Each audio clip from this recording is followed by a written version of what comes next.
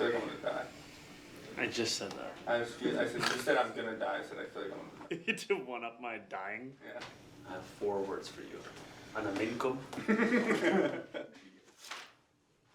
Oh. And then we lost. Don't say that. We've been sitting here. Bad vibes. Exit polls. Oh man. That's a good sign. I thought she was going to lose that. And we're live, and I hope all the boys, girls, and MPs are having a fantastic moment because today is going to be a great day regardless, unless you actually paid for the Kalshi prediction, not realizing that I would not be at the inauguration of Zohran Mamdani, but instead would be live reacting to it from sunny Los Angeles, California. Well, not sunny, but we're starting right now, going live to the Zohran Mamdani inauguration now. Moved by the privilege of taking this sacred oath, humbled by the faith that you have placed in me, and honored to serve as either your 111th or 112th mayor of New York City. But I do not stand alone. I stand alongside you, the tens of thousands of you gathered here in Lower Manhattan, warmed against the January chill by the resurgent flame of hope. I stand alongside countless more New Yorkers watching from cramped kitchens in Flushing and barbershops in East New York, from cell phones propped against the dashboards of parked taxicabs at LaGuardia, from hospitals in Mott Haven and libraries in El Barrio that have too long known only neglect. I stand alongside construction workers in steel-toed boots and halal cart vendors whose knees ache from working all day. I stand alongside neighbors who carry a plate of food to the elderly couple down the hall, those in a rush who still lift strangers' strollers up subway stairs, and every person who makes the choice day after day, even when it feels impossible, to call our city home. I stand alongside over 1 million New Yorkers who voted for this day nearly 2 months ago. And I stand just as resolutely alongside those who did not. I know there are some who view this administration with distrust or disdain, or who see politics as permanently broken. And while only action can change minds, I promise you this: if you are a New Yorker, I am your mayor. Regardless of whether we agree, I will protect you, celebrate I'm not with gonna you, play, please. mourn We're not gonna alongside take you, it. and never, not for a second, hide from you. I thank the labor and movement leaders here today, the activists and the elected officials who will return to fighting for New Yorkers the second this ceremony concludes, and the performers who have gifted us with their talent. Thank you to Governor Hochul. Thank you as well to Mayor Adams. Dorothy's son, a son of Brownsville who rose from washing dishes to the highest position in our city, for being here as well.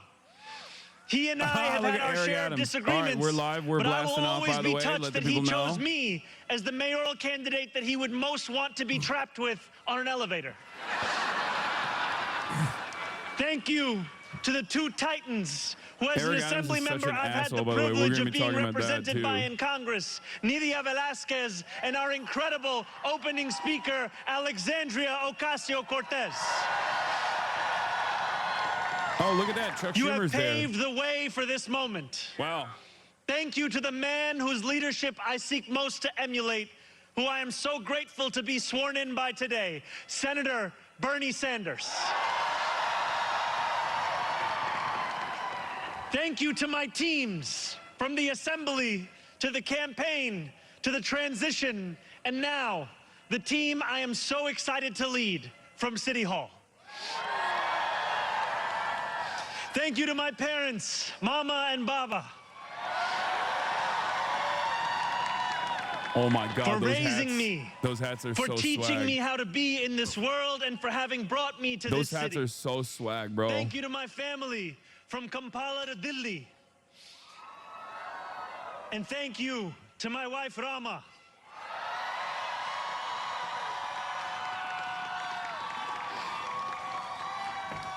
For being my best friend. Bro, and I for swear to always God, I'm showing me the cold beauty just in watching everyday them from things. here. It's And most 62 of all, degrees in thank you California to this the morning, and it's people kind of of New cold, but York. I'm literally freezing just watching. I have chills A watching moment like them. this comes rarely. Seldom do we hold such an opportunity to transform and 27 reinvent. degrees, that's disgusting. Rarer still is it the people themselves whose hands are the ones upon the levers of change. And yet we know that too often in our past, moments of great possibility have been promptly surrendered to small imagination and smaller ambition. What was promised was never pursued. What could have changed remained the same. For the New Yorkers most eager to see our city remade, the weight has only grown heavier. The wait has only grown longer. In writing this address, I have been told that this is the occasion to reset expectations, that I should use this opportunity to encourage the people of New York to ask for little and expect even less. I will do no such thing. The only expectation I seek to reset is that of small expectations. Beginning today, we will govern expansively and audaciously. We may not always succeed, but never will we be accused of lacking the courage to try. To those who insist that the era of big government is over, hear me when I say this.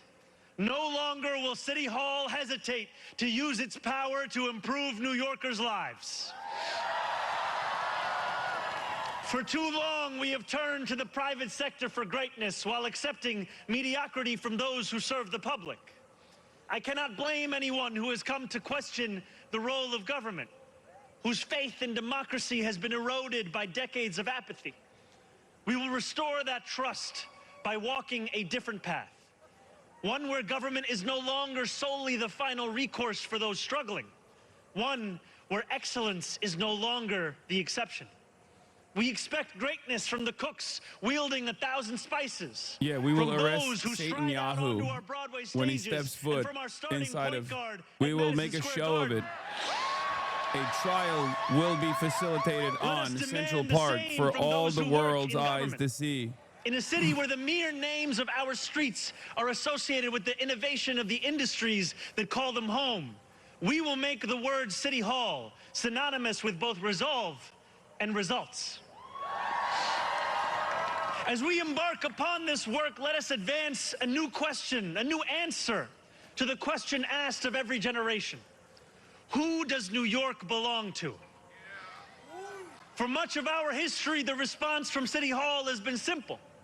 It belongs only to the wealthy and well-connected, those who never strain to capture the attention of those in power. Working people have reckoned with the consequences. Crowded classrooms and public housing developments where the elevators sit out of orders.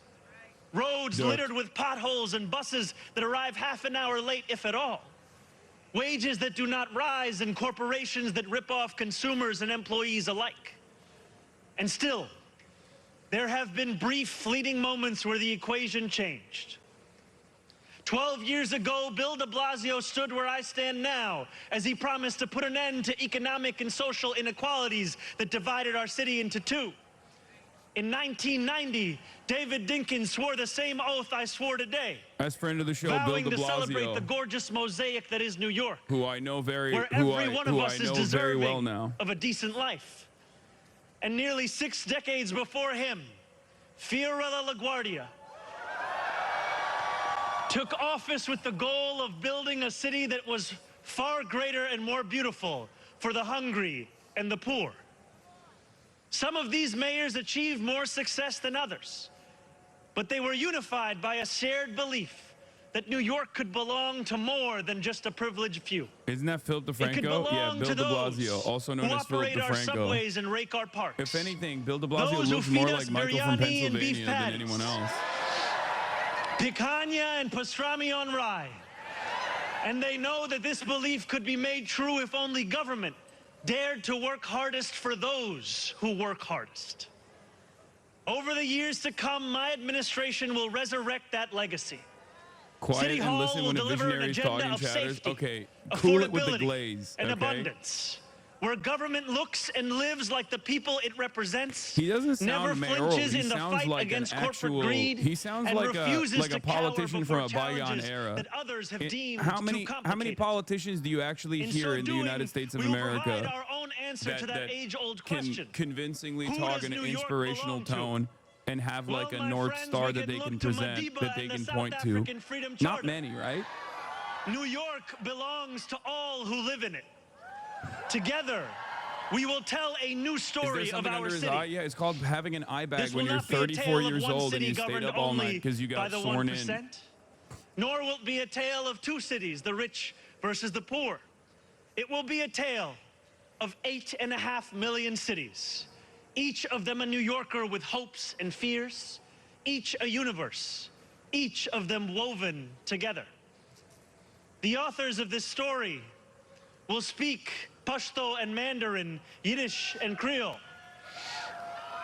They will pray in mosques, at shul, at church, at gurudwaras and mandirs and temples. And many will not pray at all.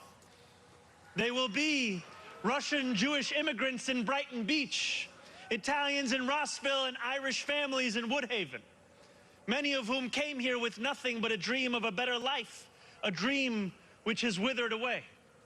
They will be young people in cramped Marble Hill apartments where the walls shake when the subway passes. They will be black homeowners in St. Albans, whose homes represent a physical testament to triumph over decades of lesser paid labor and redlining. They will be Palestinian New Yorkers in Bay Ridge,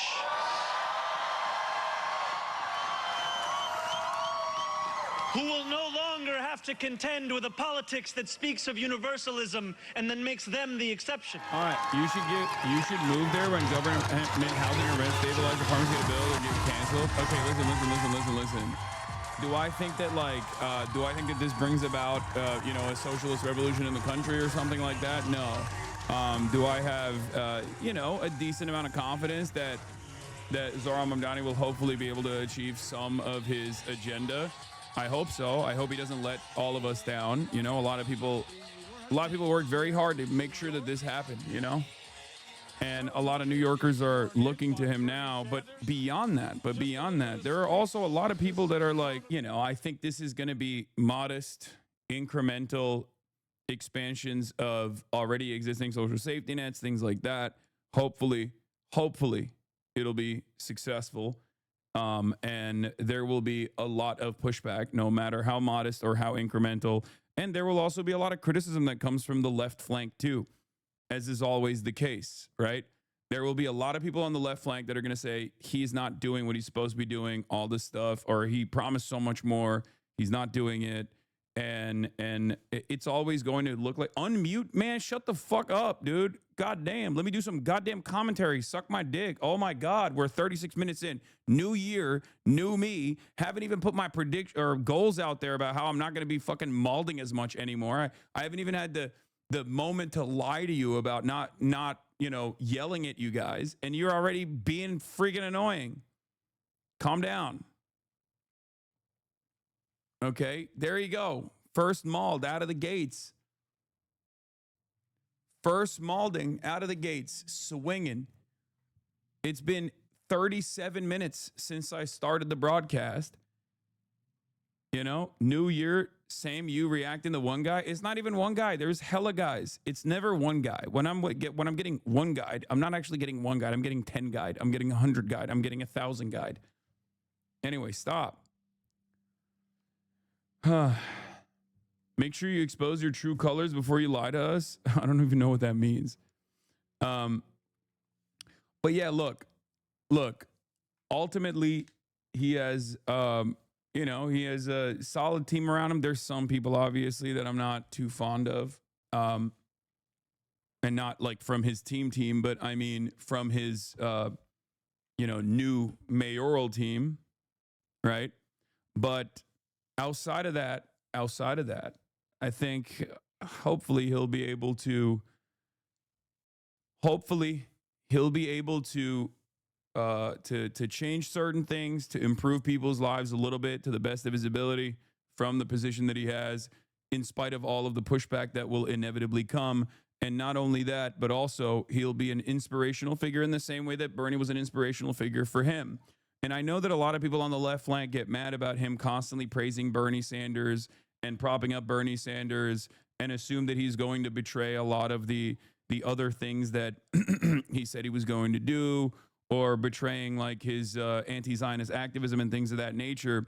But I think you have to understand, if someone who is a lifelong anti-Zionist activist has also been inspired by Bernie Sanders and has positions that I would say are far more to the left and far more radical than Bernie Sanders on a lot of issues, then what makes you think that there won't be others that are equally inspired by Zohran Mamdani and will then run for office and win on positions that are far more radical than Zohran Mamdani's in terms of being on the left? This is how things work. This is why I always say change takes time. It doesn't happen overnight. And in many instances, you have to work within the confines of what is possible, right? That's just the reality. And a lot of people don't see that. A lot of people want instant gratification.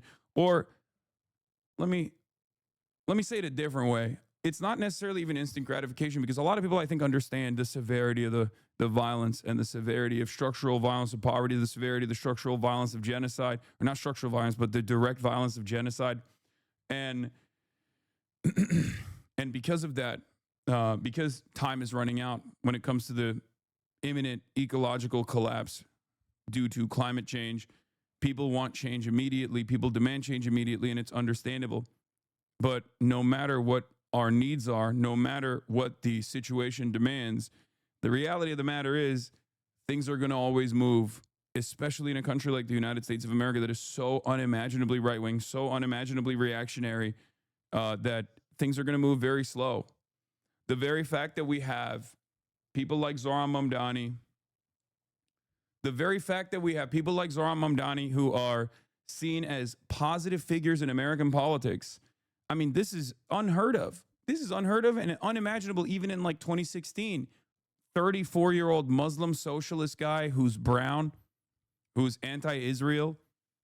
Like, you have to understand, given the timeline here, things are in many instances moving at a rapid pace. I'm so proud of the collective left of this, collective left of getting this over the line. Too often we make a lot of talk and don't go about the work we needed to win, but Z and the left in New York City worked to get this done this time. Proud to be a small part of it while I was at the UAW, first union to endorse him in the primary. Yeah. So, dog, you elevated a fucking mayor, literally never let anyone take the shit away from you. I know you're humble, but this was a dub you genuinely helped achieve, not just with the platform, but with all the people you're motivated enough to help this campaign. No, I mean, it's nothing I do is as consequential as what the people will end up doing. You know what I mean? It's just, I'm just lucky enough that I was able to play some kind of a role in this. Ultimately, this is a great moment, and hopefully it will be a really good moment for the future of the left in this country, no matter what people say, no matter how skeptical people are. The reason why I say that is because we don't get a lot of W's, man. You just got to take them. You got to take them where you can, okay? You got to take it where you can. You got to take it in stride. But it is yet another testament that you have to just like keep pushing, no matter what. No matter what people say. Let's take a look at how they're freaking out. As the clock struck midnight, Democratic socialist Zohran Mamdani was officially sworn in as mayor of America's largest city, where he plans to make his anti-capitalist agenda a reality. Our next guest warns those ideas are nothing new and have failed many times. So what does it mean for America? Does even Mamdani know his ideas won't work? Allegedly savvy media practitioner hands his critics an irresistible metaphor. Awesome. Don't you know socialism doesn't work? Because we're going to do everything in our power to make sure that we destroy whatever you're trying to achieve. Because God forbid we let anybody get the wrong idea that even a little bit of social democracy and the government doing things that are good for the working class could potentially create an environment of hope for a better future. And we can't have that happen, because then all of these people are going to assume that they can demand more from their elected representatives, and more usually will mean, things that harm the bottom line of capital owners and corporations. Obviously, we can't do any of that. So we're going to do everything we can to slap it down.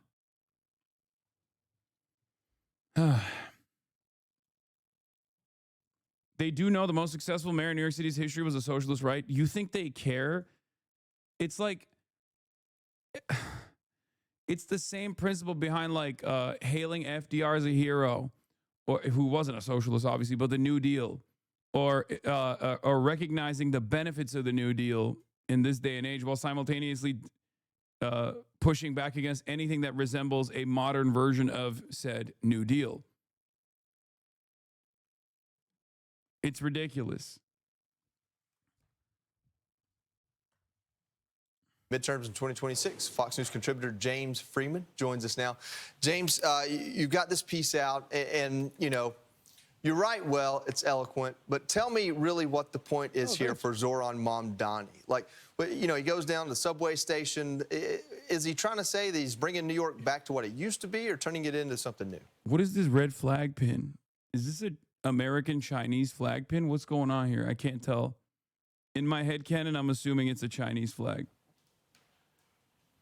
Yeah, thanks, Joey. I think he's trying to say he's going to somehow return public transit to its former glory and generally expand city services. Is the U.S. Marine flag? Okay, in my mind, it's the Chinese flag.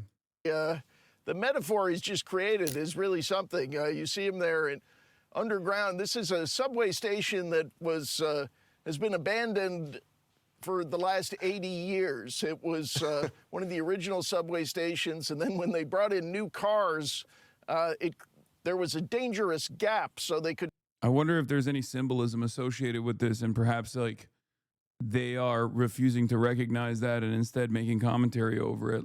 No longer use this platform and closed it down in 1945. So dated, obsolete, dark, dingy is kind of a nice description of socialism and the misery it's caused over the last century. Let's hope, let's hope this isn't some kind of sick sense of humor for him, but maybe it's kind of a way of lowering expectations. But they should be very low. These are policies he's promised that have failed all over the world and in New York City as well. We've had some form of rent control for roughly a century. We know this doesn't work, and I think the hope for those of us in this city is that the institutional restraints on him slow him down a bit, that he maybe has a change of heart, and I'd hope your viewers around the country maybe resist laughing at all of our self-inflicted misery. There's really two angles when it comes to Zohran Mamdani that we can look at. One of them is his economic... The saddest state of affairs is that nothing that Zohran Mamdani is presenting or presented as a part of his agenda is socialist. Not even a little bit. It's just he himself is a socialist advancing social democracy, right? But these guys say everything is socialist. They say Nancy Pelosi is socialist. They say social democracy is socialist. None of it matters. Just do right by your voters. Okay? It's incredibly modest. Like the expansions that he is advocating for, that he ran on, that he won on, are incredibly modest, incredibly incremental reforms in the positive direction. And yet, these guys lose their minds over it. And part of that, I mean, a big part of that is obviously like anti-socialist propaganda, no matter what, right? But the reason why that propaganda sticks is because people have been conditioned against this sort of thing pretty aggressively. And that's why I always say you have to organize around this. You have to recognize this when you're organizing. You have to recognize this when you're doing advocacy. Okay? The unfortunate reality is that the average American has the brain of a child when it comes, a very angry child when it comes to this sort of stuff. Economic policies. We just showed you a full screen of those. We talk about freezing the rent, city-run grocery stores, social workers to replace police, free buses. Some of these I don't think will ever even get off the ground. Some of them are radical ideas, and some of them will probably be entertained and implemented in some ways. Those are his economic policies. On the other side is... Do you think this will water down expectations and popular understanding of what socialism is? No. I think if it's you know, all these incremental gains are successful, it's ultimately a good thing because people will go, oh, that's great, I want that. I guess I should vote for more people who are self-identifying socialists. It's good. It's a good thing. It's the same with Bernie. A lot of people in the United States of America take Bernie Sanders' position for granted, right? Bernie Sanders, for the most part, has advocated for, again, a similar thing that Zohran is advocating for here. You know, an expansion of existing social safety nets. Even Medicare for all, it's in the name. Medicare is socialized health care. Unfortunately, right now, it's only for 65 plus. Medicare for all would expand that program and allow every American to sign on it. Have a single payer system. Okay? That exists in social democracies. It's technically not advocacy for seizing the means of production or anything like that, right? That exists in other social democracies. It's understandable because one of the first things that you learn in your micro and macroeconomic principles class is the concept of inelastic demand goods. So even classical economics understands that healthcare is an inelastic demand good. And therefore, you have to actually either heavily regulate the supply or you have to completely control it. Because otherwise, if you don't do that, companies, private enterprise that is only interested in increasing profits will consistently increase the price point of said good or service. Because they know if you don't have healthcare, you die. Yeah, with inelastic demand, the concept of supply and demand does not work. It's that simple. And yet here in the United States of America, all these brilliant economists refuse to reckon with that. I wonder why. Perhaps it's because they're insincere. Okay? It's the first thing you learn in your economics class. Literally one of the first things you learn. Isn't that crazy? And yet all of these people, even liberals, so-called brilliant economists, refuse to bring it up in this conversation. Very strange. Revisiting election night. This is a 5-minute video on election night. You know, you already watched my election night stream, so you know the fears that I had.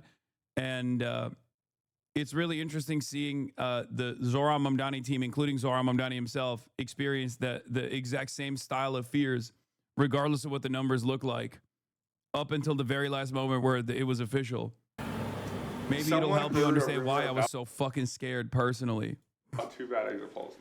But who knows? It's all secondhand. God, just one thing can set you into a spiral. What's going on? This is a bad exit poll. Okay. I speak of Yemeni bodega owners and Mexican abuelas and Ethiopian aunties. He's the one who wrote the go to speech. It's so different with you as It's way better. I think it's 70%. This victory is for all of them, and it's for all of you. so. For more than 1 100,000 volunteers who built this campaign into an unstoppable force. Oh my god. Because of you, we will make the city. Oh God, I feel like I'm gonna die. I just said that. I said, you said I'm gonna die. I said, I feel like I'm gonna die. You to one up my dying. Yeah. I have 4 words for you. Anaminkum. Oh, and then we lost. Don't say that. We've been sitting here. Bad vibes. Exit polls. Oh man. That's a really good sign. I thought she was gonna lose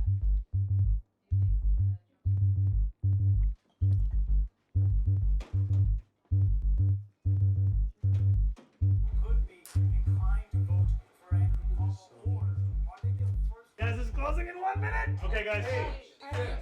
5, 4, 3, 2, 1.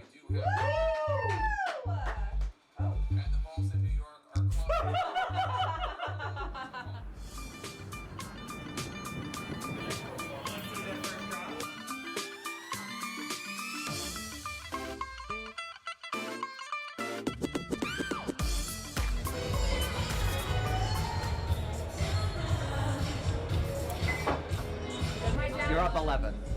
Up 11, but it's not enough. Still like 33% of the way through. Maybe like 35%. But it's 50-41. People are calling, everyone's calling. I would not call it. This room is really filling up with supporters now. They are anxious, anticipating hearing from Mamdani tonight. It's 8 points now. I don't. 8 points now? I'm not. Don't worry yet. And are you looking at anything on Twitter right now? Cuomo just cracked 40. I don't want to hear any of this. The story for tonight is actually that the Socialist Party is taking over the Democratic. Wait, I'm 99%. Sure, I saw you in the crowd. How could you have? I got kicked out. I thought, according to Reddit, I got kicked out. I wasn't there. New votes coming. Mayor's race. Oh, 52.1. Oh, that's right. That's in Manhattan only. Oh. Human mind is a wild thing. To 60% in, and it's still holding. Brooklyn's still the lowest. Staten Island's now at 83%, and you held totally even there. Like- the 8% is not. It's not super inspiring. Why doesn't this feel better? Nothing's been called yet. Yeah. You got anything more for us? Even just 4 years. MSNBC just called the race for us.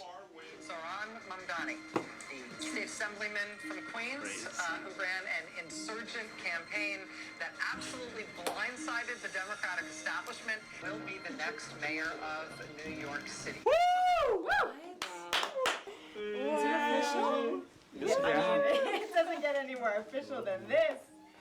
Wow. Oh my god.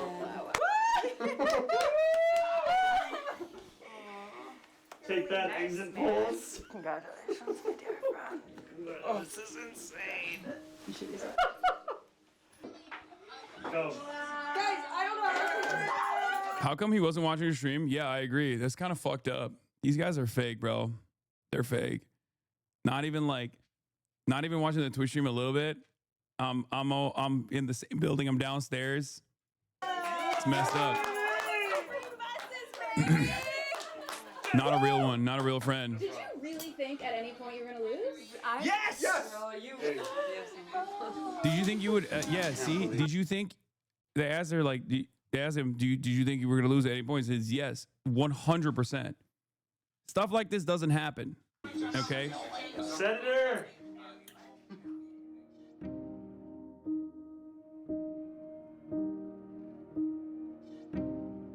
Zohran Mamdani was elected mayor of New York City on Tuesday, capping a stunning ascent for the 34-year-old state lawmaker who is set to become the city's most liberal mayor in generation.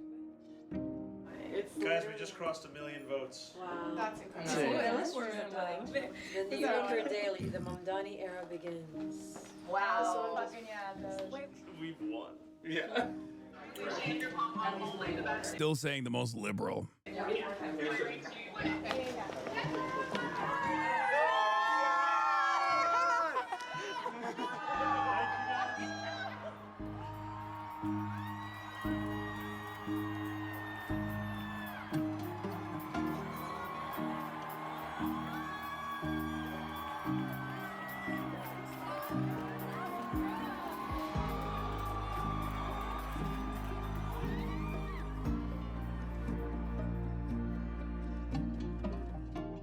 Zara is one of the best campaign people I've ever seen. I can't believe the DNC had her at one point. Let's not even yeah, she's great. She's dope.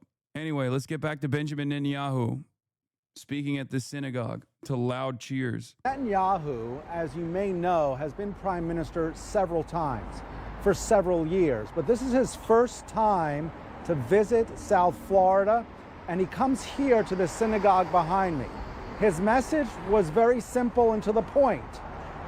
Fight. Israel will not stop fighting. You try saying you have a much larger platform than the real anti-Semites? Really? I have a bigger platform than Candace Owens, who was running around with a copy of the Talmudic Jew to 160,000 live concurrent viewers, talking about how Jews are contract people, Jews are contract lords. You don't share 95% of my views, brother. You don't, okay? You don't.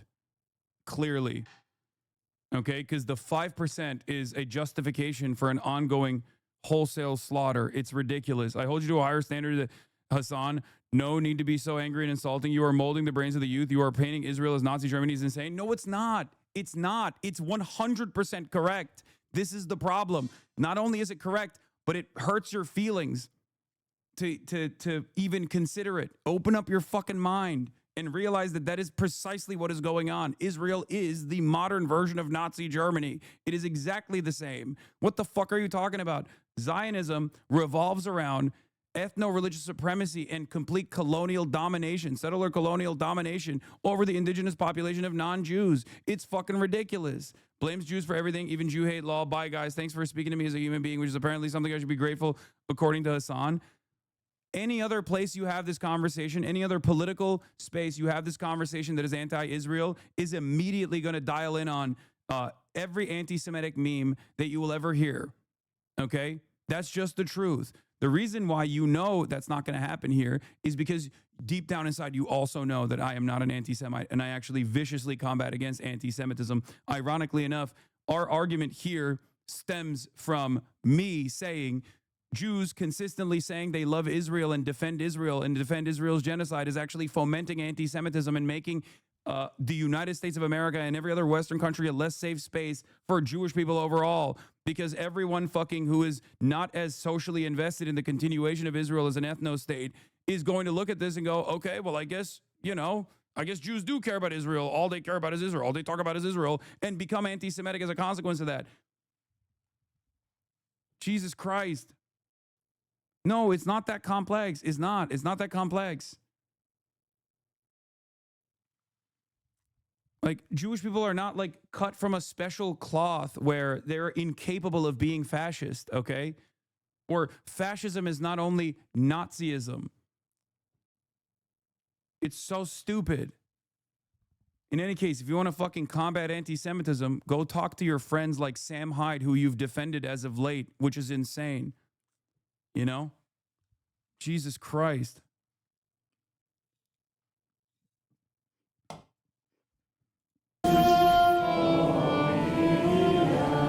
A historic day in South Florida. Yeah, like Albert Einstein compared Zionism to Nazism in fucking 1947. Not even 1948. 1947.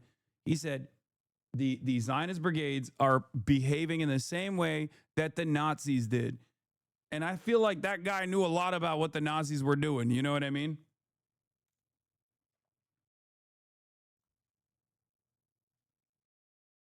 It's ironic because so much of my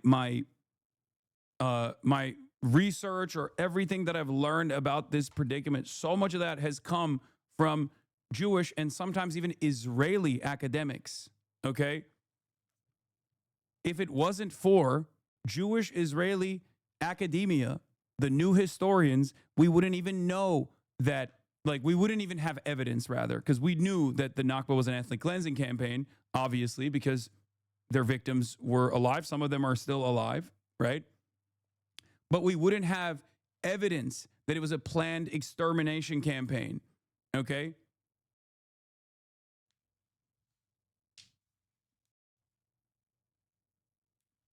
It's ridiculous.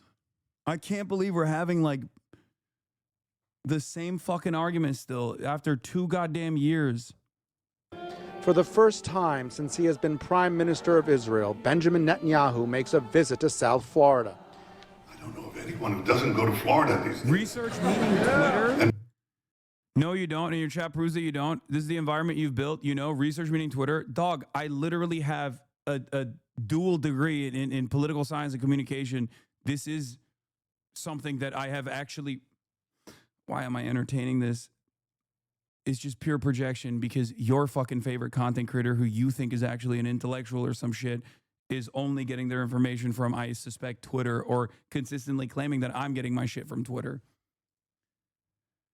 Most of them stay. It's a pleasure to be among proud Jews and proud non-Jewish friends of the Jewish people in the state of Israel who understand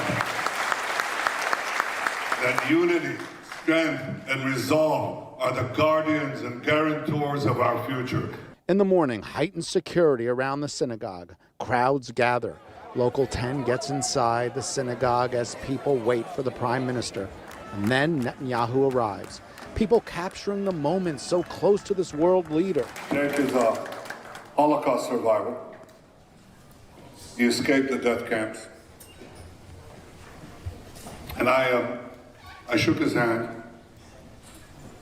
And I said to him, and I said to you, I say to the entire world, never again.